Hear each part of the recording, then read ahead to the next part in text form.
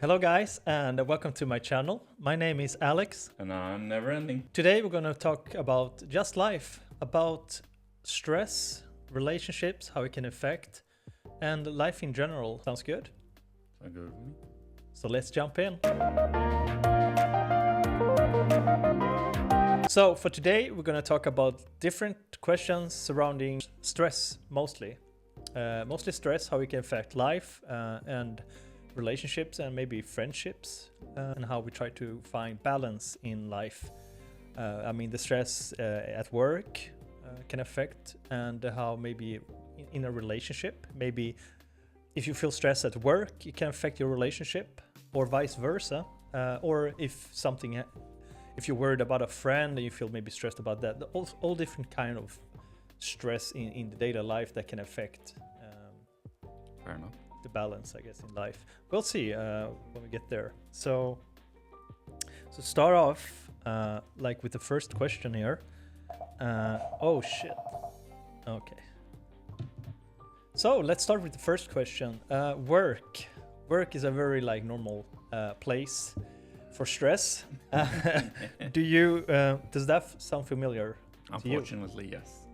Do you have, first of all, you can tell, maybe if you didn't watch the last episode, we talked a little bit about what you worked, but for new viewers, you can just tell us what you work and how it can affect the stress. Yeah. How it can affect you. Unfortunately, I am in one of the most stress-inducing environments. I work as a chef, and Lovely. when it comes to or work, annoying clients until just But what is about people and I see that stress. Restaurant in general. Chef.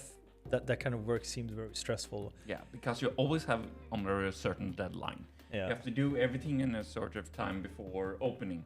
So the food has to be cooked. You have to think about the timing, who's going to do what. So everything has to be planned and executed in a perfect manner In a short amount of time, just to actually, so the food is done. So But you don't need that. People don't need to wait. So there's always something in the oven if you have backup. You have to plan all these more small stuffs, and those can be so stress-inducing. Then it's But what's worse? people and- But what's worse? The time that you have to make things, the short amount of time you have to prep and everything, or is it the client, the customers? The customers is actually the ones that take the most So energy in my So it's not actually the work itself. It's more like handling the customers. handling customers and the workload. If The work, yeah. Yeah. No, so it everything's seems- the most annoying thing for me is usually if somebody has a, let's say, that dietary description. The worst things for me is actually when people have dietary needs, or they want to do a special order, because that takes time from me to serve our customers, and that is the most annoying part, because somebody has to leave the station to do it. Yeah. Just to explain for the people watching, so you have I guess different station you work. You have one station where you maybe prep the food by cutting vegetables. You have another station maybe cleaning the dishes and then being the register. Those kind of stations. Yeah. So the station of serving customer what they want for type of food.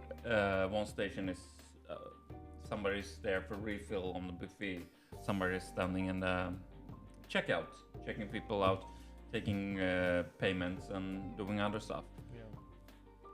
The food is already done, most of it already prepped, so there we are good. But as soon as somebody does a special order, that is when the stress actually starts, because somebody has to leave the station.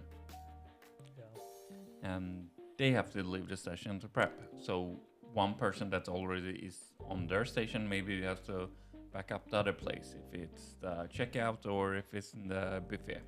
And then if you leave it, the one that's serving, it's alone. So you would say that all stations is stressful, but you can handle it but the most stressful that maybe it's hardest to handle is the one with the customers. Yeah. And I can imagine because you never know. I mean, if people are always hard to handle, I guess, because you never know which type of customer you're going to have that day. Yeah. You can be perfect preparation, everything is good, but then you have this one customer that can ruin like the whole And day. you want this in my dish. Yeah, unfortunately, it's a stew. Everything is already mixed in. What do we have instead? You can guess it was this or this. I don't like that. Can I have that because I'm allergic to this? I'm like, but you can have pasta? No, I want rice, but there is no rice on the menu, my friend. You can either get potatoes or pasta.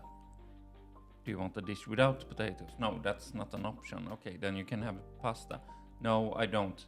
Then 10 minutes of going back and forth, trying to explain to a person, I don't have rice, just to know that there's 5 people standing in queue. That's also only has 25 minutes of, what is it called? Food. Oh my god, it's not... Break. Break, yeah. Break, You yeah. only have a lunch break of 25 minutes. Everybody has Wait, that. 25 minutes in Yeah. an It's 8 hour. insane. Wow, that's pretty harsh. I don't want And to. the poor guy that's standing in that must also be stressful. I don't understand when their lunch break actually starts if you only have 25 minutes to eat. Does it start after you got your food or as soon as you left to get food? Because you still got to stand in lines that might, depending on how many people there is 5 minutes. You just throw in the food in your gob and then go out. I don't know. But- It's insanity in high spectrum. But I mean, because you worked in the restaurant business for a lot of years, Yeah.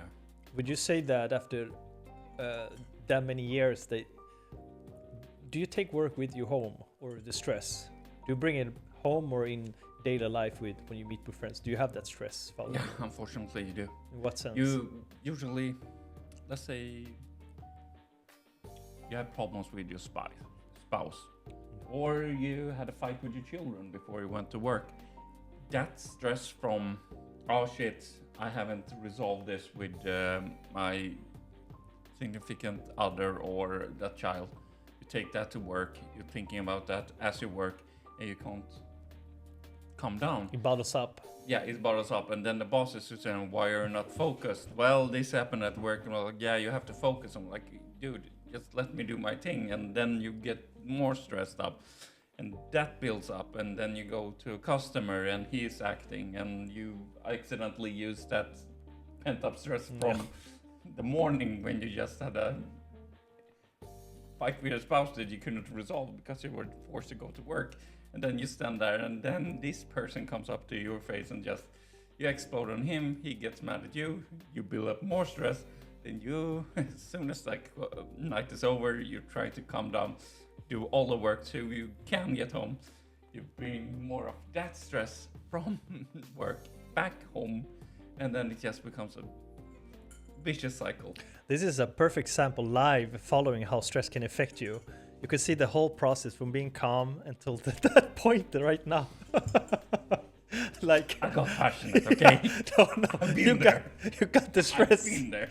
Yeah, no, but this is actually good. This is really good because this is so common. I think I recognize it from my work as well. Like I work very, very mundane. It's a very mundane work. It's the same thing you do every day, and I work with people, and like you said, I can recognize it, especially if you have something bothering you outside of work, and then you come to work and you have to work with some people who just take the energy from you, and plus you have the stress to add on that. I mean, when you have that thing bothering you from the fight or a discussion you had with outside of work, it comes together. It's like on top of the stress you have at work already. So it bottles up. I understand. I totally understand. The beauty understand. of my work is sometimes you got so much work that you can't focus on anything else than just doing your task. And that is the beauty of it, because then you can just let some things go, because you can really just dive into the work, because the workload becomes quite a lot. But the hours that actually kill me, that actually is most stress inducing, it's when it's the dead hours, when you don't have anything to do. And then you have the time to think. And I can think it's more stressful for you that has those mundane tasks that you can basically just go on autopilot. But the problem is, No, that's. I think it's. You have a point there, but I think it's for me. It's vice versa. I think imagining it's harder for you. I think it's when you try to put it from the other perspective. Because I think for both of us, it's so part of our lives. So we're so used to it. So you would assume that my work is worse in some sense, while I'm thinking the same for you. You know what I mean? Because I think it seems more stressful when you have so much responsibility in your hands.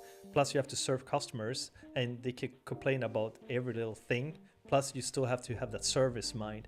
My work is very like you work,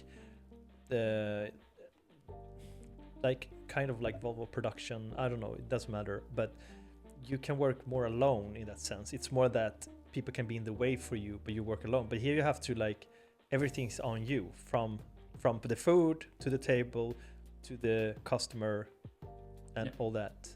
I mean, for me, that seems more. Yeah, stressful. but once again, as I said, for you that actually does a little mundane things, what kills me is the dead time, because that is when I have actual time to, start thinking.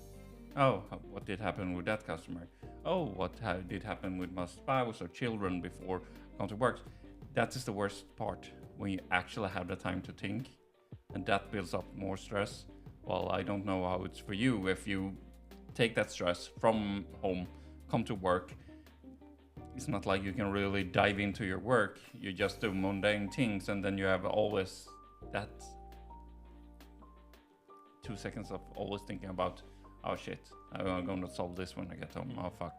And you keep just thinking. You actually have the luxury of thinking that makes it really worse. I guess I never really thought like that. I think in the end, no matter if we compare my work or with your work, I mean, it's easy to say, but I think it's a lot has to do what kind of attitude you bring to work and mentality. Because, I mean, okay, so sometimes you don't have any choice. You have to do the work. You have to have work to get money. You have to do it. Work is good. But, I mean, at least at my place, there are a lot of people who have the option to just take other jobs and something else, but they just don't want to because they are just comfortable.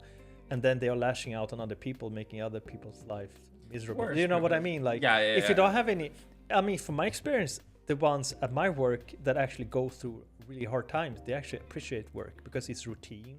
They get a place where they find some meaning. Actually can do anything else, and instead of focusing on the shit at home. Yeah, they seem like more grateful.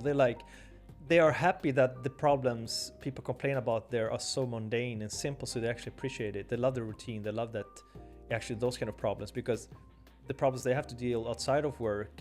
I mean, we have a lot of immigrants, and they have to think about family, sending money to them, and they have a lot of pressure on their hands. So I mean, for them to come to work, it's like a relief. They get money, they get routine, they get a meaning, like doing something. While most people I know from work that complains the most are the one who have like houses and cars and kids and like a happy family, but they're just bitter because they worked at the same place for 20 years and they are too lazy to do anything about it. Yeah. You know what I mean? So yeah. I mean, that is when they, as I said, not always. It's not always like that. But I'm just saying, like most of the people at my work can be, and we have a lot of good people too, as well, of course. But and work is a relief for some. Which actually, sorry for interrupting you. Don't you think it's different depending country and what you do? Like, I mean, like the things that the problems we talk about at work, the stress and everything. I mean, we're pretty comfortable. We live in Sweden. I mean, we don't need to, like, usually when we do complain about work, it's still from a very comfortable. Not anymore, actually. If you think about it, prices have gone up insanely. I know, but if you compare to like other, I mean, if you compare what people complain about, like your customers complain about. Oh, that's if you compare that to like a country where they like live in real poverty, do you see what I mean? That it's. I mean, couldn't it be that we do the same thing with some things we complain about when it comes to work? Definitely. that it in the end it's more about like we have options, but we're just very comfortable. I know I can be, you know, very comfortable, and sometimes I can complain, and then I find myself complaining about really small things, really, because when I think about it, I just have to find something to complain about. It's not really a problem, you know. No, but it's one of the. It's a beauty. If you have pet problems, you can complain about. Okay, yeah, that happens, because that is something uncomfortable in your life just right now. So even if it's a small or big problem, it's still a problem. Of course, yeah, it is a problem, but a That problem takes up a portion of your mind, of your thinking, of the comfortability. Sure, you feel still afterwards, but at that moment, it's hard to just let it go. yeah, I'm not You have a saying leak in a garage, okay. Oh, but you have a garage. Yeah, and so what? I still got the leak. It's still leaking in somewhere. And in the end, it's going to either cause small problems. It can create mold. That dripping can come in from somewhere. That small hole can actually get in rodents. Will that affect the environment? Will my insurance cover half of that shit? It's still a small leak. You have a garage. Not many people have a garage, but there's still a leak in the garage. But what I mean is different problems that you create and actual problems. That's what I mean. Like I mean a leak or something in a garage that's a very Mundane thing, but no, once again, no, you no, should it's start not a thinking no, about it's it. not no. Listen, it's not mundane. That's not what I mean. It's a very real thing. While like because it's actually a real problem at your garage, we can lead to Instead of maybe thinking about, But oh, wait. which color should I paint the wall? Yeah. Just let me finish. Sorry. Thank you. What I mean is the difference is that if you have an actual problem and making up a problem, I'm talking about most of the problems people complain about in my work is like just because they're lazy. And then I have other friends or at work that actually have real problems, like you said. They have to think about money they have to spend or putting out to fix things or whatever. Yeah. That are actual problems. So I'm not saying like problems they're different. It's different between a real problem and something that people. Yeah. That's what I mean with the customers, for example, at your work. Do they really complain about like? Is Actual it things constructive? or just no? Constructive criticism? Do they give that to you, or they're complaining about because they have it comfortable? Really? They have it too That's what I comfortable mean. to be complaining about that we don't have Sir Rice at that moment. Yeah, well, the menu that we constructed throughout the entire week, we choose potatoes and pasta. And no, we don't have rice because it's not on the menu. Exactly, and this Why is. don't you have rice? I'm like, does it say rice on the menu? Oh, I didn't read. Well, how is that my problem? And then you try to be professional, give them a smile, like, yes, of course. While in your head, it's like, why don't you just read the menu? We put it out there so you wouldn't get confused. Yeah, but this is what I mean. Like, and I'm creating but problems where there is none, and then complaining that I got irritated. Why are you so irritated? Because you're taking time that I don't have on complaining on something that I can't do anything about because it's not anything I can. And this was my point from start, like what I meant in different countries, different problems. Like, of course, we have problems all over the world in different countries, but the level of problems are very different. Like, I mean, up in a more poor country, the problems are more real. They're actual problems. While when we come back to where we live, a lot of the times people don't listen to people. Like, for example, who have maybe. Who focus on real problems, but you have to listen all day to people who just make up problems about nothing. That's what My zipper doesn't work. Get the new jacket.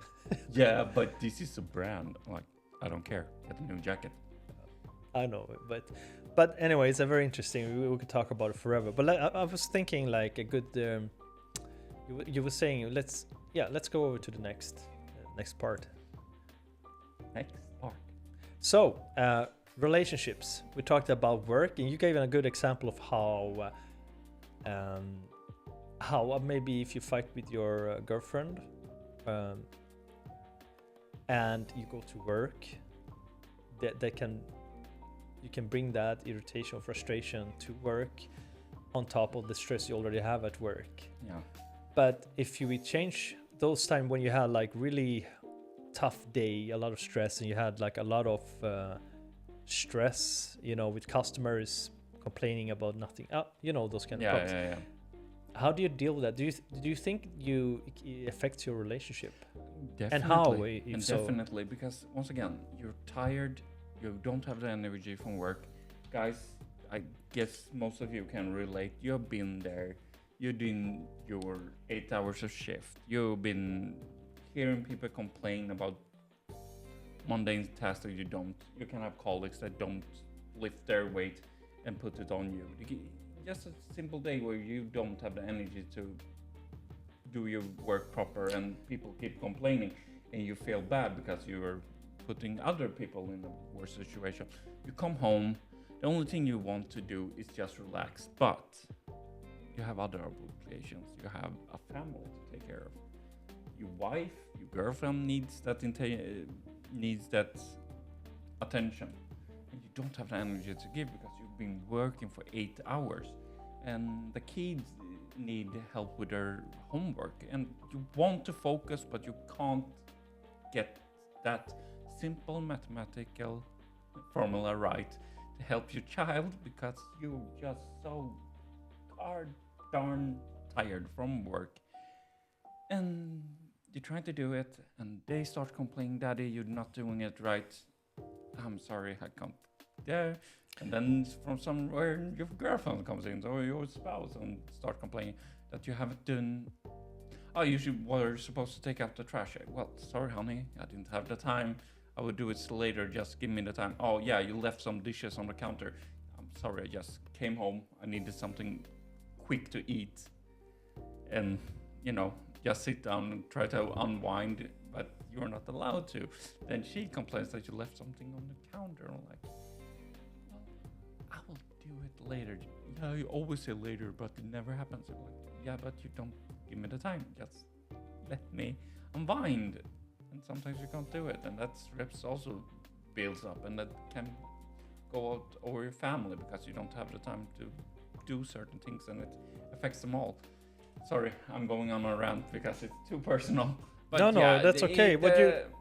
Yeah, but I would say that what you describe is a very, very common problem where you don't see each other. You are so stressed, so you're just tired, and you maybe had a long day. You come home, and you just want to rest, and then your girlfriend, for example, doesn't see you, so you feel frustrated, and she instead is starting to tell you to do all these things when you just want to have like 5 minutes of break. On the other hand, when you ask the other side, usually they maybe gone through a lot too and stress. Yes. So it's always that we tend to think about our problems more than maybe trying to see if maybe the other person had something. We are very bad at noticing each other, listening, if you think communicating. About her aspect, she asked me to throw out the trash. I said, yeah, sure, I will do it. Then she comes back, notice I am gone, went to work. The trash is still there. And then it's like, oh, I always tell him to take out the trash, and he never does it. And she goes around just irritated all day because she was forced to take out the trash. And then she comes back home after she has been forced to maybe take the children back from daycare, and they are grumpy. She has to whip something fast up for them. And then she cleans the counter so it looks nice. And then I come home from work, go into the kitchen, cook something quick for myself to eat, and I leave something on the counter, or just leave a pot because it's still warm, and you can't just shove it back into the water. And then she comes in to a newly cleaned kitchen, and then she spams 2 pots and pans, and a cutting board is still on there when she was and just sees you sitting lazily on the sofa while you're actually there. And she gets even more irritated because she can't see the aspect that, oh, look at this lazy ass, he just went into the kitchen. Yeah, wait, check 1 2. Let's take a breather. I know this stirs up a lot of emotion, which I understand. It's good, you're passionate, and this is what we want, like good, real questions. And I can hear, we probably can hear that you're frustrated with all But the question it's is 2 points. but the question is, if you get into that spiral that you're describing, like you go to work frustrated, you come back home, you don't get noticed, she doesn't appreciate it. How can we break that cycle? How can we? It's usually good communication is one of the keys. If And, you and can, the listening too. yeah, Listen before you speak. Like I had in one of my videos, and it's so true. It's so hard. It seems so easy, but we fail at it every day. yeah. And the worst part is when you open up to your partner, you literally spill your guts. I'm terrible sorry. I just need to unwind, and I'm trying my very best here. And you just tell, I had a real bad day, and your partner doesn't listen to you or can't see But your the point, question and is- that is when I can get that crushing defeat and the. But you know, the question is, but for when do you get to that point in a relationship when you can't solve it with communication or listening? When maybe it's just the relationship itself. Do you know what I mean? Like, for example, I think it's very common that you go to work, you don't like your work, you hate your job, you go there, you feel stressed, unappreciated, and you don't notice each other. But when do you get to the point when it's not just work? Maybe you guys, not you, I mean just in general, if you keep going for year after year, and the relationship could be just dead as well, but you still think it's about work. Yeah. When do you know it's because of the work, and when do you know it's just maybe that the relationship is? It's a very fine balance. Do you see what I'm saying? Yeah. It's when, I don't know, when that's such a hard point, because you don't know if it's the stress from work that you take to your home, or if it's the stress from home you take to your work. Sooner or later, you're gonna break.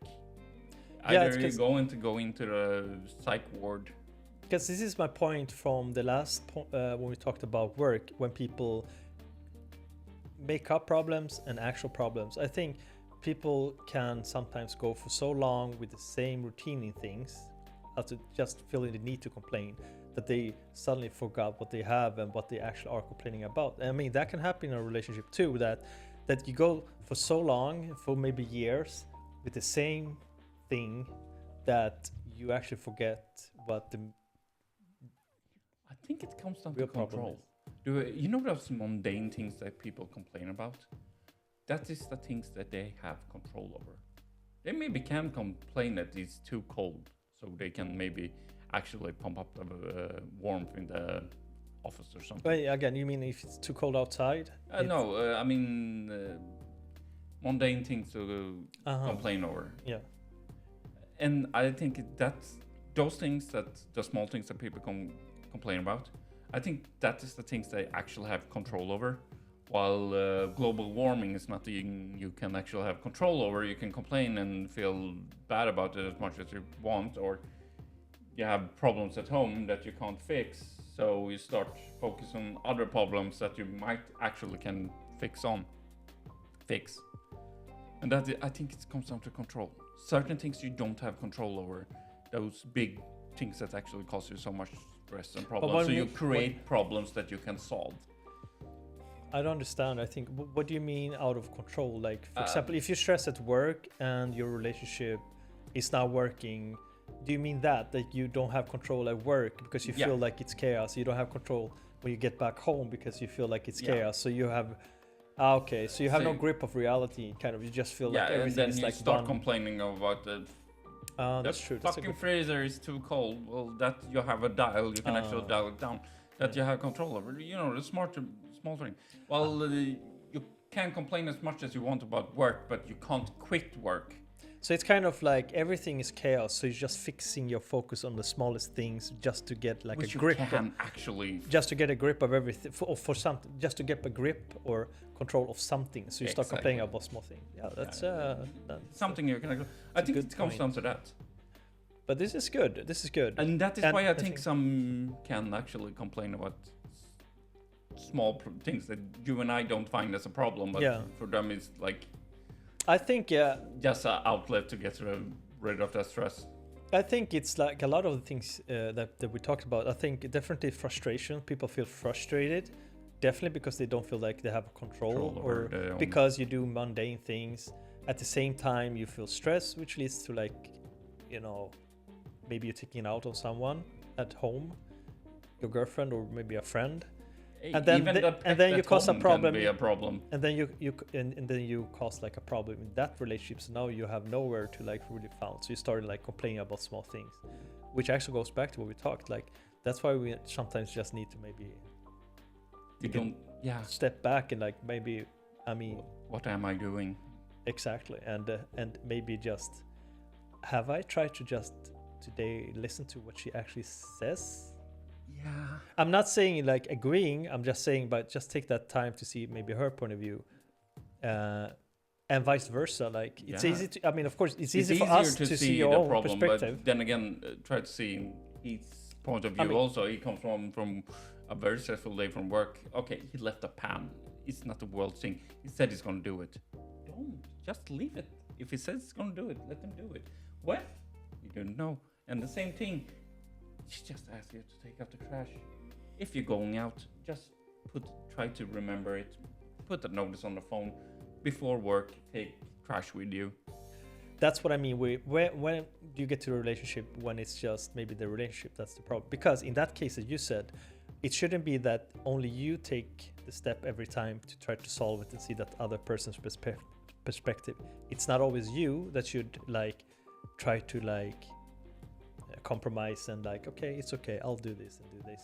If you don't get anything back, it's just a one-way streak, and I think a lot of, I mean, if I look at past relationship, I mean, friends or exes, whatever, I mean, one foundation at least that has to work is that give and take. Yeah. Usually when my relationship didn't fail, it's we wanted different things or people changed through the years. Yeah. But you have to have that. Same with you. Like we have a very good relationship because we actually give to each other. Yeah. I mean, you give the time, I think, always to listen to me, and I hope that I'll give it to you. It's that. That doesn't mean that we don't have our disagreement. But if we would have the same, but you would never get anything from me. Yeah, but still, then the best part that we actually have is more than give and take. Is like we actually have good communication. You listen to what I have to say. Yeah. I listen to you. Yeah. I can actually speak to you, convert, and you taking that into information, and vice versa. And that is what I think is the best part actually of a working relationship at all when it comes to friends, spouses, anything. Is actually have that open communication that you can speak to each other, and that is the beauty. As long as you can just speak and listen to each other, that is how it's working. Even in work, if you can.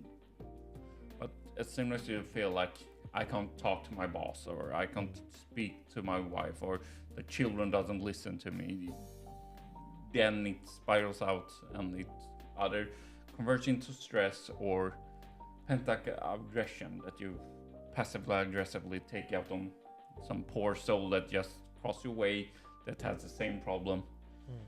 Once again, it would be just wonderful, when you feel a little angry and another stranger that feels a little angry and you just accidentally meet in town and just could go like, yeah, F you, no F you, and just verbally go there and then shake hands like, thank you, I needed that, and me too, and just could part away. But which is good. This is like a good segue to like maybe the last subject, which is actually meaning. People who feel their life is meaningful handle difficulties better, not because life is easier, but because they feel there's reason behind what they're doing. So what makes things feel worth it for you right now? If you have to find like what drives you, What drives me is what gives you meaning, like when everything is stressed at work and maybe you're in a fight with your spouse or whatever, what makes you feel like, you know what, I still want to go out at morning Try to be positive now. I know you're thinking What are you dark trying to do? thoughts. Just drive me. What gives me purpose? Like, the only reason why I get up in the morning is just pure anger and spite. No. Well, emotions can drive you in good and bad. Yeah. But what would you say? I mean, because I can help you out. I think it's about attitude, and you are a very positive guy. Yeah. I think you see the good in things, even though you're not blind for the bad things, but you are a very optimistic guy. Like you still, I go you up can. I in think the you morning, can wake up in the morning and feel like, Unicorn. yeah, unicorn again. You wake up and feel like, okay, it's not the most perfect world, but I'm gonna give it a chance. Yeah. And I think that's all you need. It's the people around me. If I go to work, it's not because of my boss. It's not because of the guest. It's because I know if I don't go to work, somebody else has to do it. And I rather be there helping my colleagues throughout the day so we can get through this together. And that is a drive force. I go up in the morning and go out with the dogs. Not because it makes me feel better, but because I know that my partner needs that extra help. And that can also get me up in the morning and try to get there. That's the thing, I guess, with your dogs. You own 3 dogs? No, 2. Okay? I don't know, 3 now. Okay, I always forget because they just multiply. I don't know if you're cloning, because every time I ask him, it feels like you have a new dog. But I got chills, they're multiplying, and I think I'm losing control. Losing control. Do you It's good think to feel needed sometimes, and it Exactly. gives me purpose. Like my presence actually gives somebody support, and that has been a big thing. I like helping people. I love the people around me, and knowing that my presence might just make their day a little better actually can drive me to try my best. It's just random call to a friend that you haven't spoken for a while and just get them a morale boost, or vice versa, getting a random call from a friend from nowhere when I am like having the worst day ever. I can also just, oh, hi, how are you doing, man? Yeah, not the best. Thank you for calling. Just Exactly. Simple spill things. your guts, and then you, okay, at least I know I have people that think about me. That can also give you so much a morale boost. Yeah. Or just, coming home, shit day from work, hugging your significant other, even thought you can maybe had a fight Yeah. a couple hours before, and just getting a hug can also do wonders. And that small things can really give me a drive. Me knowing that some way I can help a friend or a colleague or my significant other early in the mornings when I know that she hasn't having a hard time. That also gives me a certain drive to push forward. I think you said the best when you said purpose. And being noticed, like giving in your, for example, just giving to people, to meet people, and to help in any way, to have a purpose, but also to feel noticed by people around you, even if it's just a stranger who asks you how are you, man, or just thank you. It's a powerful word that but with that said, I was thinking like we should wrap it up a bit. But do you think meaning comes from doing more or from needing less? It's a hard question. I mean, depending on what you do. If you want to help people, like you said, you can never do too much if you want to help people. The worst part is sometimes when you give a hand, people take an arm. Yeah, exactly. So yeah, in that sense, that's true. But then again, I think But I feel better when I can help. I do feel better when I need less help too.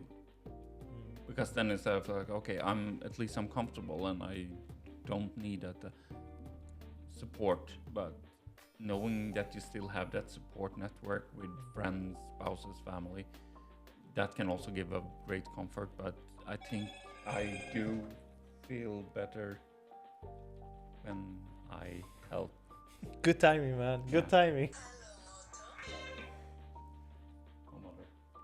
I don't know what happened, but hey, mother is always number one Yeah. protest. So I okay, You have to take priorities. Yeah. So yeah. And that was a small help from my mom. She gave me the tickets. Oh, Let me borrow her ticket, bus tickets. actually, speaking of just feeling being noticed and someone who gives you purpose, and then Yeah. your mother called and actually You helped didn't you. need And to, but she did. yeah, that's beautiful. That's actually good. We're gonna have this in the video. No, but like you said, like I think it's both ways. Like you said, like doing too much of anything is, I don't think it's it's the best way to do things, because in that sense you lose focus too, because you're giving it all. Yeah. Sometimes it's okay to just be okay and not to overdo things. Like for example, if you help someone you care, Yeah. of course you do everything for the one you love to a certain point, because then you have to attend your own needs. Exactly. Because it can be destructive if you fall trying to help someone and then maybe you both falls. So do you see my point? Like Yeah, it's yeah. of course you should always do the best you can, And you try. but you can't forget about your own. Exactly. Maybe I don't know if it does. If it Yeah, has but to do because with this, but if you look after other people's needs all the time and you can't look after your own, it can affect you so much. yeah, And you can get taken advantage of so much at the same time, because they Yeah. are like, oh, Froggy helps all the time. Every time. Yeah, you just call him like, yeah, I just helped a friend move a couch 2 days ago. My back is hurting. But you helped him. Why couldn't you tell me? Okay, go there. And then you keep doing it until your back is almost broken. And when you need the help, Yeah. like, oh, sorry, can't. Thank you. take care of yourself. I mean, stress it can be really hard. So take care of each other, and but also don't forget about the people around you. Try to listen more, maybe, and try to see from that other perspective. Think about your needs. Try to communicate the best of your abilities, Yeah, sounds good. and treasure the people around you. Love and respect. Take care of yourself. Always. See you soon. You have to edit that. I have to do it. That was good, man. Yeah, I felt good.